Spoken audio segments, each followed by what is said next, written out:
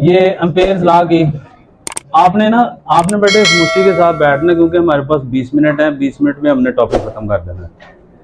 वो असल में नीचे एक बच्चे के पेरेंट्स आ गए थे, इस वजह से लेट हो गया। ये एम्पेयर्स लॉ की आपने magnetic field due to a solenoid,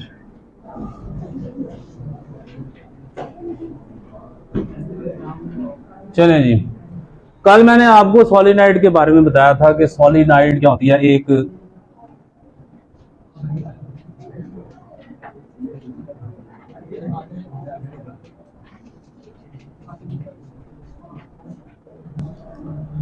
एक long tightly bound cylindrical coil of wire. देखें, आपने इसको मैंने बताया था कि आप मैग्नेटिक फील्ड की डायरेक्शन कैसे फाइंड आउट कर सकते हैं। आप राइट हैंड रूल से करंट की सीमत में अपने दाएं हाथ की उंगलियों को घुमाएं तो अंगूठा जिस तरफ होगा नॉर्थ पोल को इंडिकेट करेगा। Curve the fingers of your, ये एक दफा शॉर्ट क्वेश्चन आ गया कि state right hand rule for solenoid. देखिए, आप अभी तक हमने 3 राइट हैंड रूल स्टेट किए हैं। अभी तक 3 राइट हैंड रूल कौन कौन से थे? 3। एक तो लॉन्ग स्ट्रेट कंडक्टिंग रॉड के लिए, दूसरा किसके लिए था? दूसरा था हमने force on A current carrying conductor place in a uniform magnetic field. Force की डायरेक्शन हमने फाइंड आउट की थी। उंगलियां अगर मैग्नेटिक फील्ड की डायरेक्शन में हो, अंगूठा करंट की डायरेक्शन में हो, तो normal to the palm of your right hand will indicate the direction of force. तीसरा सॉलिनॉइड के लिए है। सॉलिनॉइड के लिए जो राइट हैंड रूल है वो ये है कि आप अपने दाएं हाथ की उंगलियों को करंट की डायरेक्शन में रोटेट करें। Thumb will indicate the north pole. This is the north pole and this is the south pole. North pole से फील्ड लाइंस निकलती हैं और साउथ पोल में एंटर होती हैं। ये नॉर्थ पोल से फील्ड लाइंस निकल रही हैं और साउथ पोल में एंटर हो रही हैं। 2 बातें कल मैंने आपको बताई थी। टॉपिक आपको ये चीजें मैं रिपीट कर रहा हूं इसलिए ताकि टॉपिक आपको वो तो 5 मिनट का समझ आ जाएगी आपको। Magnetic field inside the solenoid is very strong, क्योंकि फील्ड लाइंस आपस में क्लोज होती हैं, यूनिफॉर्म फील्ड होता है, फील्ड स्ट्रॉन्ग होगा। जैसे जैसे आप सॉलिनॉइड से दूर जाएंगे फील्ड वीक होता जाएगा, क्योंकि फील्ड लाइंस के दरमियान सेपरेशन बढ़ती जा रही है। अब सेपरेशन बढ़ती जा रही है तो सेपरेशन बढ़ने का मतलब है कि वीक फील्ड होता जा रहा है, और वीक फील्ड को हमने निगलेक्ट कर दिया था। ऐसी है ना बात। अब हमारा जो टॉपिक है वो है magnetic field due to a solenoid. ये जो सॉलिनॉइड है इसको कहते हैं electromagnet. It behaves like a bar magnet. It has 2 poles, north pole and.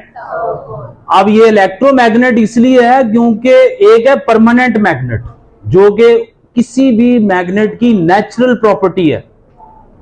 एक है इलेक्ट्रोमैग्नेट। इलेक्ट्रोमैग्नेट से मुराद ये है कि जब इसमें से करंट पास करेगा तो ये मैग्नेट बनेगा, अदरवाइज नहीं। क्योंकि करंट पास करेगा तो मैग्नेटिक फील्ड पैदा होगा। मैग्नेटिक फील्ड का मतलब है नॉर्थ और साउथ पोल बन रहे हैं, और नॉर्थ और साउथ पोल वो बिल्कुल उसी तरह के हैं जैसे एक परमानेंट मैग्नेट के हैं या यू शेप्ड मैग्नेट के हैं, किसी भी नेचुरल मैग्नेट के हैं उसी तरह के ना। और ये भी याद रखें, इसका मैग्नेटिक फील्ड और परमानेंट मैग्नेट का मैग्नेटिक फील्ड दोनों एक जैसे होते हैं। These 2 magnetic fields are similar to each other. अब सॉलिनॉइड में से जब मैग्नेटिक फील्ड पास करता है या उसका मैग्नेटिक फील्ड जनरेट होता है, तो वो मैग्नेटिक फील्ड कैसे कैलकुलेट किया जाता है या फाइंड आउट किया जाता है? ये देखें, जब मैंने सॉलिनॉइड बनाई थी, यहां पर मैं क्रॉस साइन लगा देता हूं। अभी मैं इनका मतलब, क्रॉस साइन का मतलब हमने क्या पढ़ा था? इन टू द पेज। और डॉट साइन का मतलब क्या है? अभी मैं आपको बताता हूं कि ये इन टू द पेज और आउट ऑफ द पेज क्यों ये क्रॉस और डॉट क्यों लगाए हैं। ये देखिए, इधर रख दो। देखो बेटे, ये क्रॉस साइन का मतलब है नीचे से करंट इनटू दी पेज है और ऊपर से current out of the page. तो जब ऐसे आप अपने दाएं हाथ की उंगलियों को रोटेट करेंगे तो थंब इस तरफ होगा। इसका मतलब ये है कि जो मैग्नेटिक फील्ड की डायरेक्शन है वो ये है। This is the north pole और ये है साउथ पोल। आपकी बुक वाली मैंने डायग्राम बनाई है सेम। अगर आप क्रॉस ऊपर लगा देते और डॉट नीचे लगाते, फिर ये करंट ऐसे हो जाना था क्लॉकवाइज। इधर नॉर्थ पोल और उधर क्या होना था, कोई फर्क नहीं पड़ता इससे। आपकी बुक में ऐसे फर्ज किया एक रिक्टेंगुलर शेप्ड सरफेस वो सॉलिनाइड के मैग्नेटिक फील्ड में ऐसे रखी हुई है कि उसका half portion inside the magnetic field और हाफ पोर्शन। हमने एम्पेयर लॉ की स्टेटमेंट पढ़ी थी कि sum of the quantities I is equal to 1 to n B dot delta L in I this is equal to mu naught into current enclosed. ये कल हमने बेटे पढ़ा था कि sum of the quantities B dot delta L for all the path elements into which the closed loop has been divided this is equal to mu naught into current। ये statement और गॉसिस law की statement, electric field जब हमने find out करना था हमने गॉसिस law use किया था, और गॉसिस लॉ की स्टेटमेंट और इसकी स्टेटमेंट दोनों स्टेटमेंट सिमिलर हैं। गॉसिस लॉ याद रखें इलेक्ट्रोस्टैटिक्स में यूज होता है, गॉसिस लॉ किसमें यूज होता है, और एम्पेयर्स लॉ किसमें यूज होता है, करंट इलेक्ट्रिसिटी। एम्पेयर लॉ की मदद से हम मैग्नेटिक फील्ड फाइंड आउट करते हैं और गॉसिस लॉ की मदद से हम इलेक्ट्रिक फील्ड फाइंड आउट करते हैं। अब आप देखें ये जो हमने लेंथ एलिमेंट या रेक्टेंगुलर शेप एक ऑब्जेक्ट रखा है, इसको मैं नाम दे देता हूं A, B, C और D। ये जो लेंथ है इसको L1, इसको L2, इसको L3 और इसको L4, 4 लेंथ एलिमेंट्स हैं। जब ये 4 हैं तो फिर इसको मैं लिख सकता हूं एम्पेयर लॉ को ऐसे B dot delta L I 1 to n है। तो पहले एलिमेंट के लिए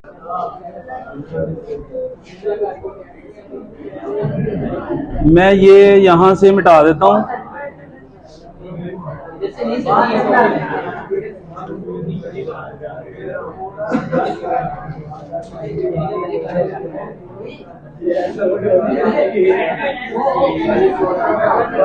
मैं असल में बात सुनिए, मैं वो ऊपर वाली 3-4 लाइनें सिर्फ मिटाना चाह रहा हूं, वो यहां तक, ठीक है। चलो बेटे खामोशी इख्तियार करें, खामोशी इख्तियार करें। For the segment, this segment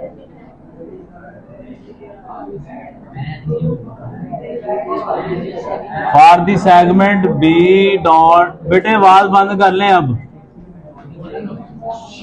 बेटे खामोशी इख्तियार करें। For the segment B dot delta L the length element, मैंने कहा बातें ना करें, बातें ना करो बेटे, खामोशी से सुने। The length element lies outside the field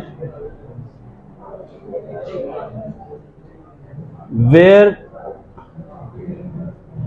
the field is weak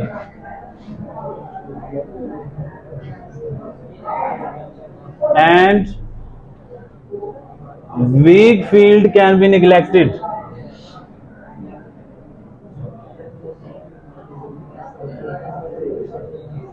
That is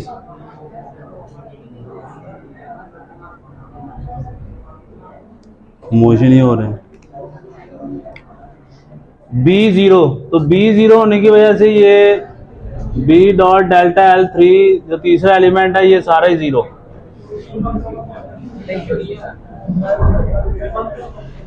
ये सारा ही जीरो। अब ये सारी वैल्यूज आपने 1 में पुट करनी है, तमाम सेगमेंट्स की, पहले सेगमेंट की, दूसरे सेगमेंट की, तीसरे की और चौथे की, किसमें पुट करनी है, 1 में।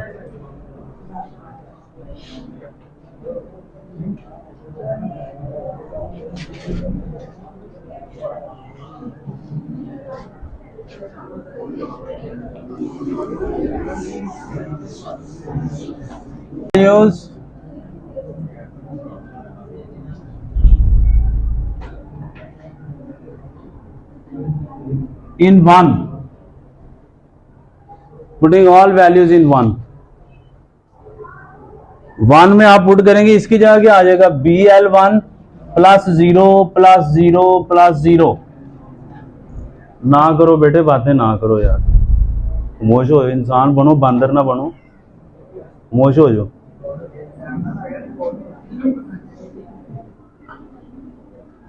Mu naught into current enclosed,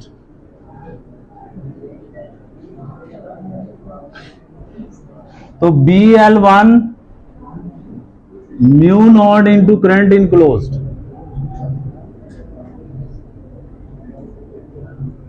let n be the number of turns per unit length। ये इस साल बोर्ड के एग्जाम में आया हुआ, ये सेकंड टाइम में ये वाला question. Magnetic field due to a solenoid, state Ampere's law also calculate the magnetic field due to a solenoid. Number of turns per unit length,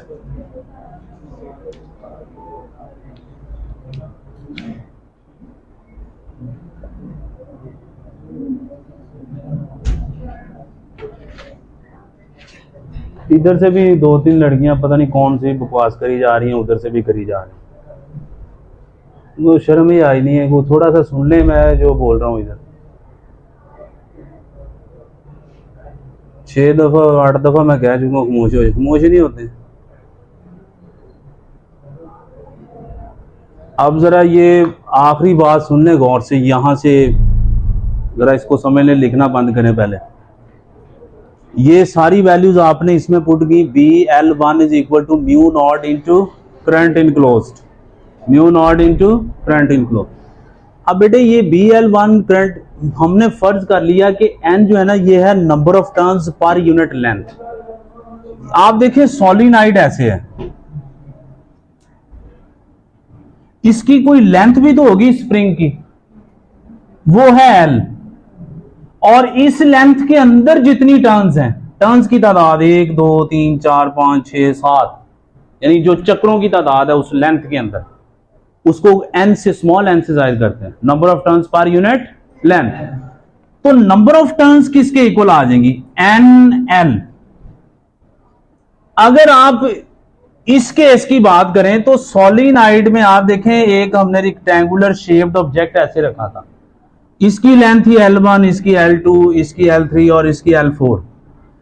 इसके लिए इसके लिए इसके लिए इन दोनों के लिए तो थीटा 90 था, 0 हो गया, B dot at L। It lies outside the field, इसके लिए B 0 था। सिर्फ यही वाला लेंथ एलिमेंट है इसके अंदर, और ये कौन सा है, L1। तो फिर मैं यहां n किसके इक्वल लिख दूंगा, NL1। इस L की जगह क्या लिख देंगे, L1, क्योंकि बाकी तीनों सेगमेंट्स के लिए B डॉट डेल्टा L की वैल्यू क्या है, 0। अब जरा गौर करें, हमने फाइंड आउट करना है करंट इनक्लोज्ड। अब ये तीनों लेंथ है, जो 1 2 3 4, ये चारों लेंथ एलिमेंट सीरीज में है। चारों लेंथ एलिमेंट किसमें है, सीरीज में। और सीरीज कॉम्बिनेशन में करंट क्या होता है, सेम। जैसे आपको अगर मैं कहूं कि 1 इलेक्ट्रॉन पर चार्ज इतना है E, 2 पर कितना होगा, 2 इंटू E, 3 पर 3 इंटू E। इतने लेंथ एलिमेंट में इतनी नंबर ऑफ टर्न्स है, तो इनमें से जो करंट पास करेगा इन टर्न्स में से, जो current, if I be the current flowing through NL1 turns, then current enclosed, जो करंट इनक्लोज हुआ है वो किसके इक्वल होगा, NL1 इंटू आई। क्लियर होगी बात। ये इसको मैं क्या, ये जो इक्वेशन आई है इसको, इस इक्वेशन को क्या है, इक्वेशन नंबर 3 कहना है, इसको 2 कहना है, और ये क्या है 3। ये करंट इनक्लोज की वैल्यू यहां पुट कर देते हैं। तो जब यहां पुट करेंगे तो ये आपके पास आ जाएगा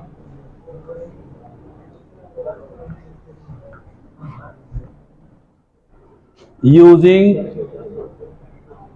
3 इंटू, तो BL1 this is equal to mu naught into NL1I, ये L1 इससे कट गया, तो B is equal to mu naught NI। This is the value of magnetic field due to a solenoid. Mu naught N भी क्या है, इसका मतलब magnetic field is directly proportional to, जितना ज्यादा करंट होगा उतनी फील्ड की स्ट्रेंथ क्या होगी, स्ट्रॉन्ग। क्लियर होगी। Magnetic field is directly proportional to the current. Solenoid में से जितना ज्यादा करंट पास करेगा उतना ही उसके स्ट्रॉन्ग मैग्नेटिक फील्ड स्टैब्लिश होगा। नोट कर लें।